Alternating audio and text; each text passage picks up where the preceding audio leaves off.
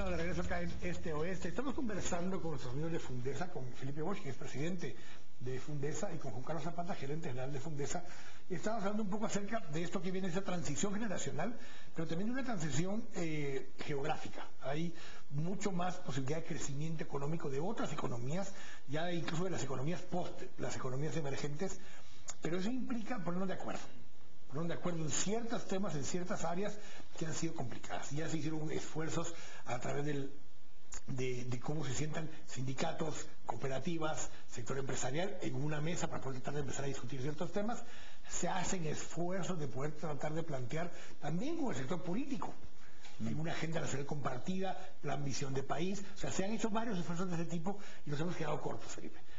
¿Cuál ha sido el problema y qué es en lo que tenemos que enfocar ahora para así lograr ponernos de acuerdo y cuando estemos sentados en esa mesa haya confianza, que sepamos que podemos hablar y que lo que ahí acordemos lo podamos implementar? Es un tema largo y en tan poco tiempo es difícil, pero dos temas que creo que son torales. El primero creo que tiene que ver con esa puesta de confianza en el país. Realmente creo que se ha trabajado mucho y se ha logrado algo. Todos quisiéramos ir más rápido, pero hemos avanzado. Yo realmente creo poner un grano de confianza porque somos fáciles los guatemaltecos para empezar a pensar, miren, no hemos avanzado absolutamente nada y empezar a latigarnos. Y creo que no es el caso. Creo que realmente hemos avanzado. Hoy en día, parte de Guatemaltecos Mejoremos Guatemala tiene un grupo de guatemaltecos, son 27 líderes, en donde hay empresarios y líderes de las fuerzas sociales del país, que creo que nos ha ayudado para precisamente ir perdiéndonos el miedo. De hecho, los vemos a los diferentes líderes en diferentes ambientes sociales y ya caminamos para saludarnos. O sea, no que seamos los mejores amigos del mundo, pero da gusto verlos y da gusto compartir pues con ellos, aunque no siempre se coincida. Aunque no siempre se coincida con las ideas, y tenemos que acostumbrarnos a no coincidir.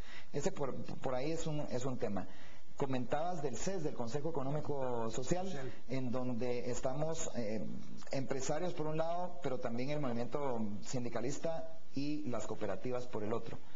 Son tres sectores que en el pasado no necesariamente han sido amigos ni afines. Se han visto enfrentados en momentos, incluso de algunos años vimos el dilema entre el nombramiento para la Junta Monetaria, entre cooperativistas y sector empresarial. Y entre los tres sectores ha habido, de alguna manera, no ha habido la química perfecta.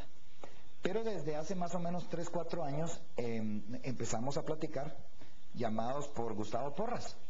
Y de alguna forma, no sé cómo, pero mi nombre cayó en esa lista y yo al principio pues costaba ir, Quique, costaba ir a las reuniones. Que lo mismo habrán dicho los representantes de los sectores. Seguro. Y yo no es ni aquel que representa no sé qué sectores. Seguro que así era. Es parte de lo que sucede. Seguro que así era.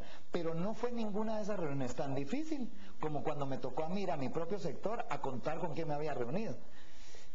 Bueno, casi me comen vivo, ¿verdad?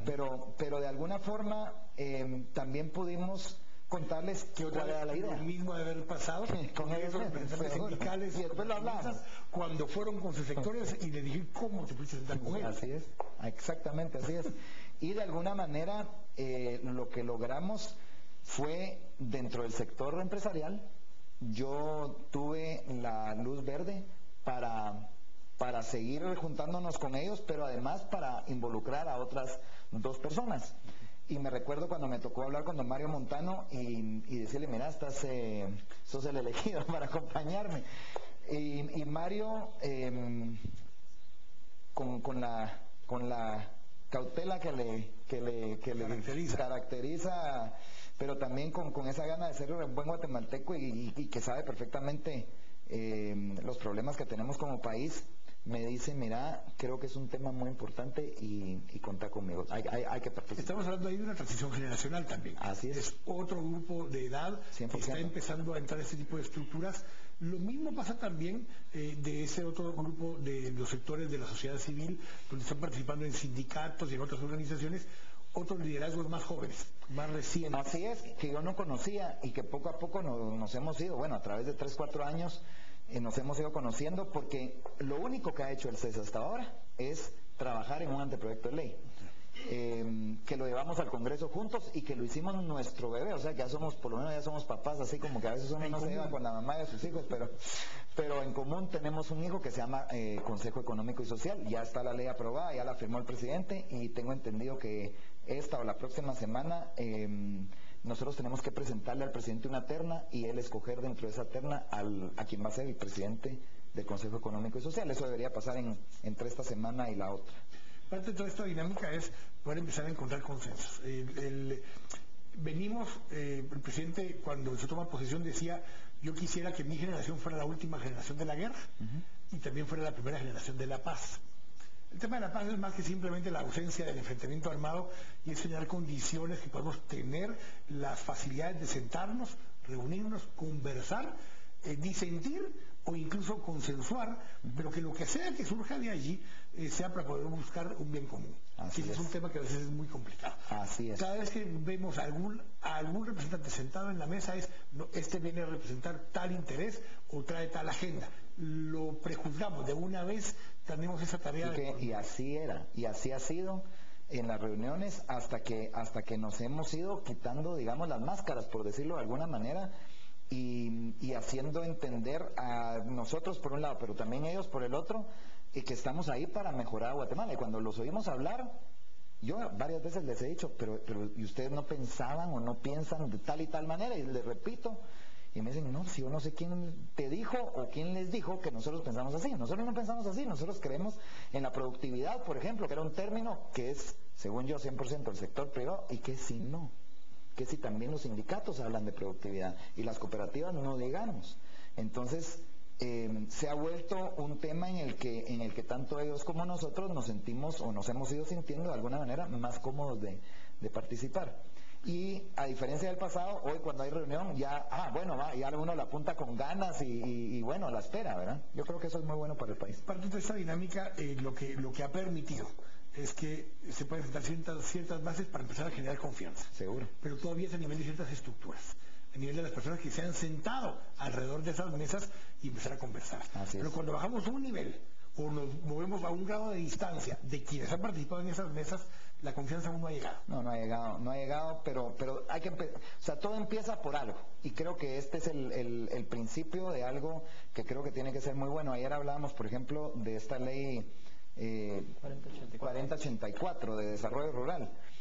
Y de alguna manera ya genera mucha perspicacia, y qué va a pensar un sector y qué va a pensar el otro, y al final lo que para sucediendo es de que se tiene que dialogar acerca del anteproyecto de ley, y ahí poco a poco se le va dando una estructura a la ley para que sea una ley que se use, que sea en beneficio del país y que vaya para adelante, ¿verdad? O sea, voy a comenzar, yo tengo otro dilema diferente, que es que el tema del desarrollo urbano. Sí. Porque ya de por sí la población es más de 52% urbana. La tendencia es que en los próximos 15 años vamos a llegar a ser un 70% de población urbana, y seguimos discutiendo el pasado, que es el desarrollo rural, cuando lo que viene es el futuro, que es el desarrollo urbano. Pero ese es tema para otro día, tal vez. Son conceptos distintos, pero bueno. Pero más que concepto distinto es que tenemos que poder visualizar hacia dónde vamos, no de dónde venimos. Lo que sí es cierto, Quique, es que en los últimos, creo que son 30 años que tenemos los números, los índices, diferentes gobiernos, diferentes líderes, pero al final, por ejemplo, el índice de la nutrición no ha variado nada. Entonces, por un lado somos más guatemaltecos, hay más pobres, pero también hay más ricos. Pero por el otro lado, ese índice no ha variado. Entonces, algo estamos haciendo mal o algo estamos dejando de hacer. Si ves el informe Nacional de Desarrollo Humano, que lo compartíamos hace unos días en un programa con Juan Carlos, también acá en Canal Antigua, hay ciertas cosas en las que hemos mejorado como país. Parte de nuestra población ha mejorado en algunas cosas. Claro. Incluso en el índice de inequidad, en el Gini, ha habido una mejora todavía. Incluso en el Gini ha habido una mejora. Estamos menos desiguales, todavía somos desiguales, pero somos un poco menos desiguales que lo éramos hace 10 años. Pero hay ciertas condiciones ahí. Hemos mejorado el nivel de escolaridad en años promedio. Hemos mejorado el tema de poder generar más riqueza como país. Aunque todavía per cápita hay una diferencia muy grande. Entonces, hay cosas en las que se han mejorado en los últimos 10 años.